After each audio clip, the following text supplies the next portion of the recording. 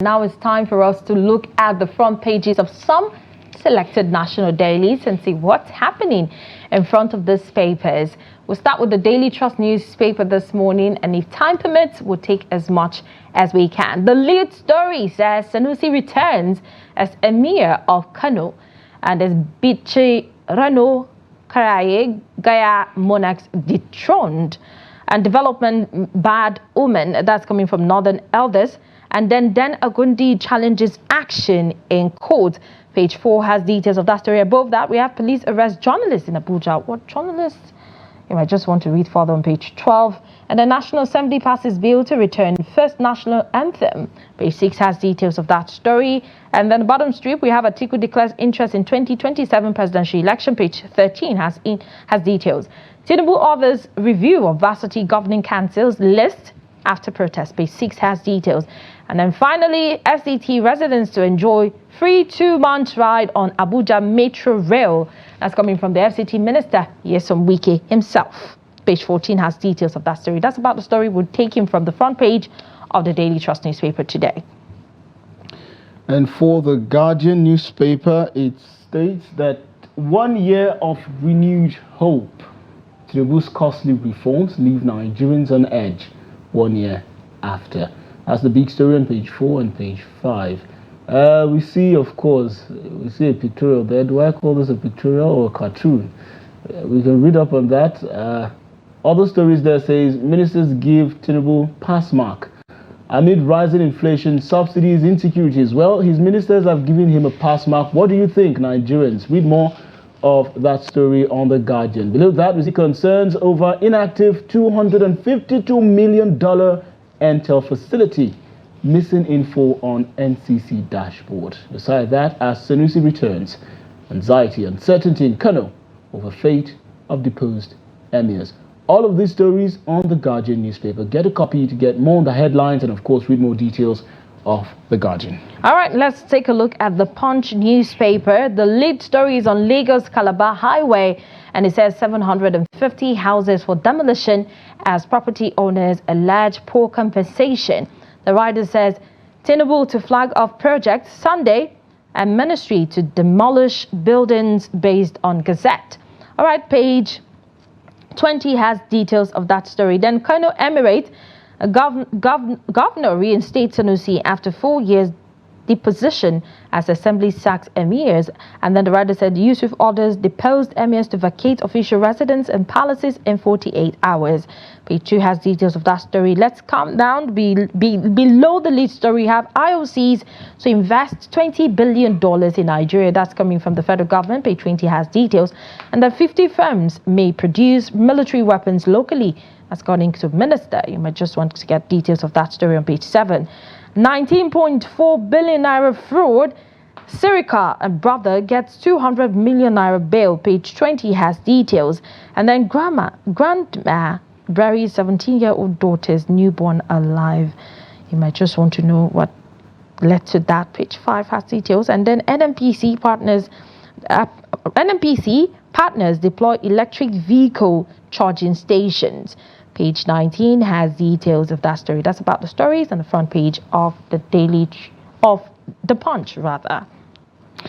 And now to the Nigerian Tribune. Atop the page, we see I will contest presidency as long as my health permits. That comes from the former vice president of Nigeria and candidate of the People's Democratic Party in the 2023 elections, Atiku Abubakar.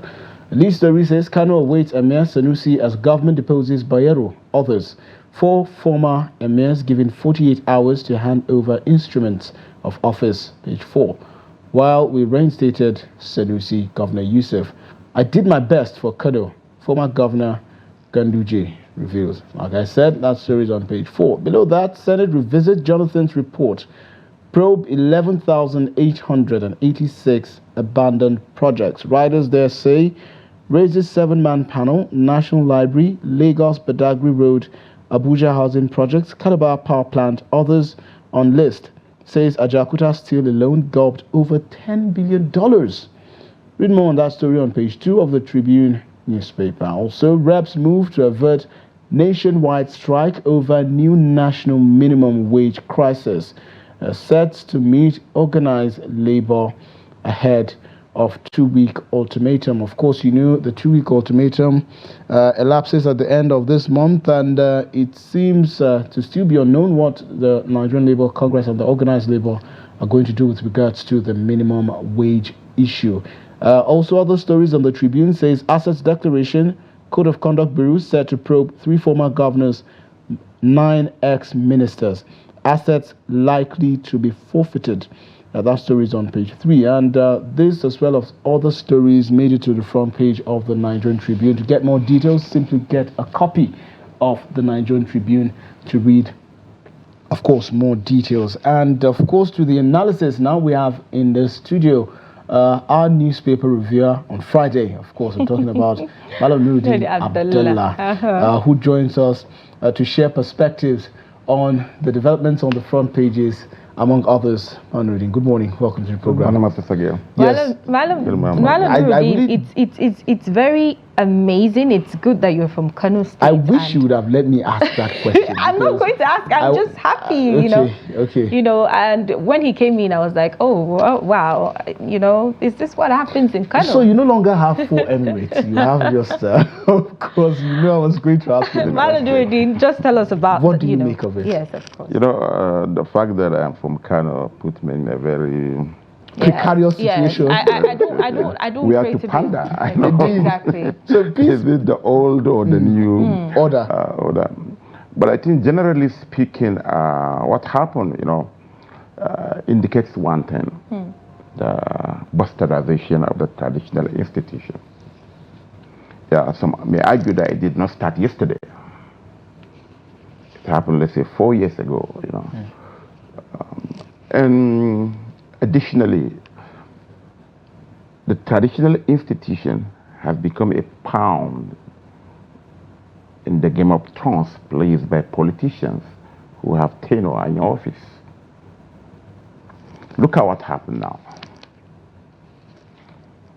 Yeah, people are saying that Kano should have one emir, you know, and what if you know, yeah, these are traditional institutions with zero recognition by the constitution. An emir, a local government chairman, you know, has more power. An emir, no matter how big, can be sacked by leaving his domain without the authorization of his local government chairman. So what happened in Kebbi, some about 19 years ago, when the then Governor Aleru dethroned Emir of Gondo Alhaji Haruna Jakono. Reason being that he was leaving his domain without authorization of the relevant authorities. The relevant authorities there means the local government chairman. The Gondu Emirate is the second most important after the Sultanate in Sokoto, if you go back history. So, and unfortunately again, the traditional institution itself has rendered it made itself vulnerable to be toyed with by politicians.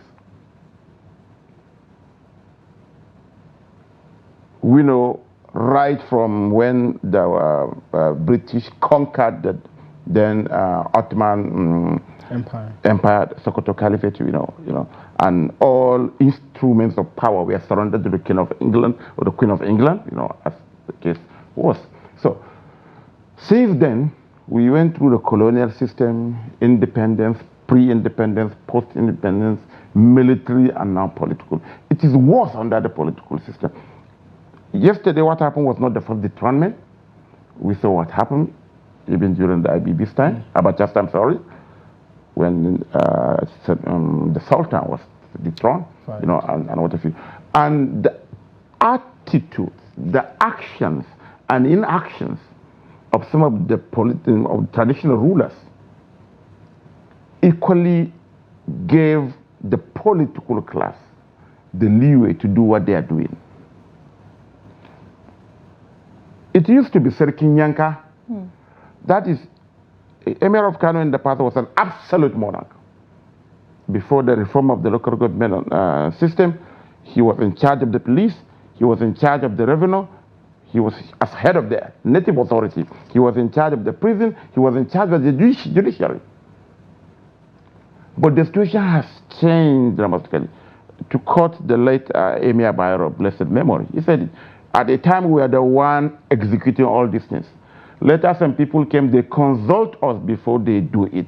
They say, but now we only see them doing it. So that is the stage we are.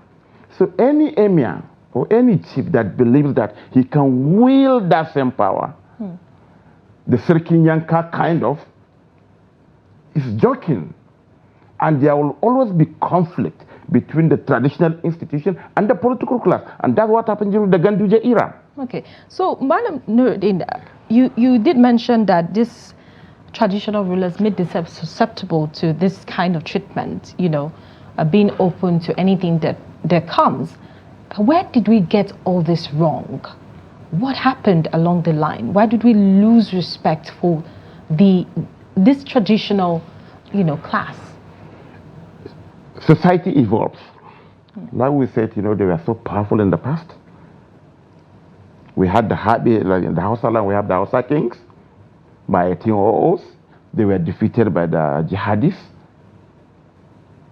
About 100 years later, by 1904, the entire caliphate was subdued and conquered by the British. 60 years later, we are given independence. Political class came. 6 years later, we had military rule that went for almost 30 years. And in the last 20-something years, there we have the political system back into so that is the situation. And why I said this is, in the traditional system, particularly our emirs in the north, they have that what we call amawali. When they put the turban, you don't see their mouth. It means that you believe that you don't see. Particularly on issues that are strictly political. It was the same thing that happened with Jokolo, with Aleru. Aleru was non-royal, but a non-royal can dethrone the most powerful royal. These are realities because he's the governor. You don't need any royal lineage to be elected as governor of Kano, or governor of Kaduna, or governor of Lagos. You understand? So unless the traditional rulers realize that, I'm only an emir. My role is advisory. You see, Nurudeen, you mentioned it, and this is what even makes it more worrying, because we now get to use statements like, I am only an emir. Like, this isn't a traditional institution that has survived centuries of different kinds of input, alteration, and even, dare I say, plans and attempts to even crumble them. And this now brings me to the question. I mean, we saw all of this happen. Yes, I understand that it started, way earlier than even 2019. But in 24 hours, we saw a bill move from first reading to second, third, concurrent, and assent by the governor of the state, in a situation where indigents of the state are not exactly in the best of positions right now in terms of situation and economic realities. Currently, we're talking about states in Nigeria that are yet, I'm talking about their House of Assemblies, they are yet to domicile and domesticate the Child Rights and even Violence Against Persons Prohibition Act in the states. But we see in 24 hours issues regarding political dispute. First, second, third assent by the governor, and the emir is out and a new one is expected to be in. What kind of message do you think this passes to the followers of all of those involved, from the political side to even the traditional side? I think that is the tragedy of our time. And I do mention here severally that we only focus on the National Assembly. Don't forget, there are 36 state houses of assembly, over 10,000 members, drawing money from the budget, riding exotic cars, being housed in palatial homes and what have you. But what are they doing? Doing the bidding of the governors. That is it. You cannot tell me that, for instance, what happened yesterday was, or the lawmakers, what they did was the representation of their constituents. In the interest of Kano indigents? No. When we call them rubber stamp, go to the state. If you are serious, you can't be a lawmaker in the state because you'll be rubbished. If the governor asks them to jump, they will only ask how high. And again, look at the speed that this thing, because the governor wants it. So we're talking about democracy. We're talking about checks and balances. How can you expect the same set of lawmakers to checkmate the executive governor? People who are the beck and call of His Excellency, His Excellency, His Excellency. That's why if you are serious, you can't be a lawmaker in the state, particularly in this northern state. There are people that are there, they are just there. They don't know the difference between a motion and a bill. In the last 1 year, tell me how many bills have they passed? Particularly non-executive bills. They are there to rubber stamp the appropriation bill of the governor or any other executive bills that emanate from him that he has interest on. That is what happened in the majority of the states. Maybe there are a few other states, particularly the advanced states, or maybe when you pick, for instance, Lagos. So the quality of the lawmakers, which is a factor of even education. You can't go to your state and say, let's say, oh no, you are too educated to be elected into that because you pose a threat to the governor. I know in one of the northwestern states, a majority leader is so powerful that he cannot even speak English, not to talk of reading or writing one. His speaker, when he resigned, we saw how the language he used, so you can understand. And you know, the business of the day at the State Assembly of that very important northwestern state was conducted in English. And look at English. But he was there for almost 4 years until he had an issue with the governor, and the governor was about to sack him. Then he wrote one terrible resignation letter, which is. But so these are the type of characters that we have. So, okay, Nurudeen, going forward now, we know that this is a government of, Abba Kabir Yusuf, of course, and there will be other governors after him. Now, what is going to happen now when another governor comes and thinks that this emir is not fit for Kano and I want to bring my own people? What does this say to the outside world, actually?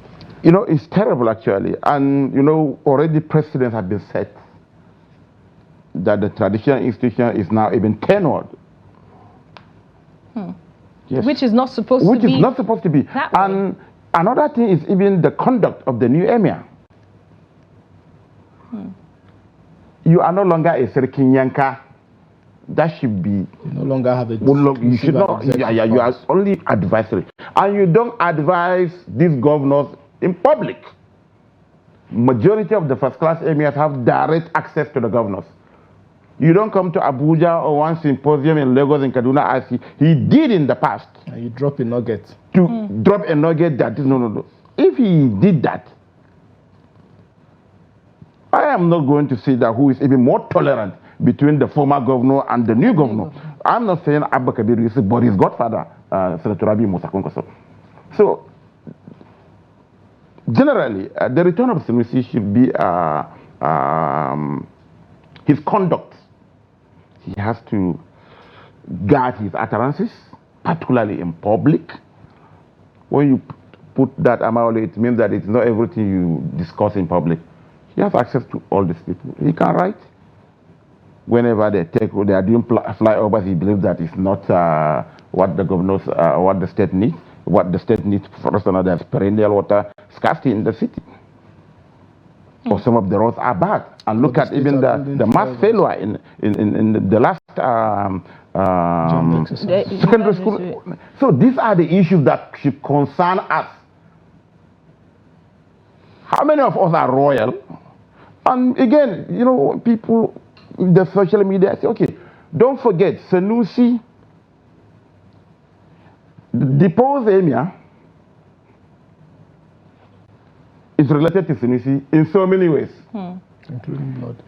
The Fulani now that if you have anything like Queen of Kano now as the Sanusi return, is the younger sister of the deposed Emir. So the electorate, you know, when they were discussing, I said, oh, what is your aunt? But as custodians of our culture, heritage, and values, we should do what the Westerners are doing. The Queen is the King of England, is the King of England. Doesn't interfere in the Conservative or Labour or something. That's why everybody respects it. You should be non-partisan. You may have your political, but the moment you take that position, you cannot make it whether you are PDP, NNPP, or APC in public. Indeed. You should accommodate all. Well, Nurudeen says we should accommodate all, Exactly. and we spoke so much, of course, about principle when it comes to tradition and culture. I mean, because who are we without our principles, our traditions, and our culture? And with that note, we've come to the end of Daybreak this morning. Unfortunately, I really wish that we could continue, but then again, time is not our friend. With that, I say thank you so much for being a part of the program from 8 a.m. up until this point. If you missed any part of the show, just connect with us on our different social platforms and also catch our live stream on YouTube to get a recap of the program and, of course, more news and documentaries. From me, it's have a lovely day, enjoy your weekend, and definitely we'll see you next week. Bye for now. All right, so I'd like to say thank you to our guest. Malam Nurudeen was supposed to talk about, a lot in the papers, but, he's from Kano, and we just have to put him on a hot seat this morning. Thank you so much, Malam Nurudeen, for the analysis. And also, I want to say thank you. I would like to say have a beautiful weekend, and whatever problems you're having, just take it easy and everything will be fine. We'll see you again next week, Friday, of course, we will be here. But until then, keep watching Trust Television. The sports program comes up at the top of the hour. My name is Martia Umar. Bye for now.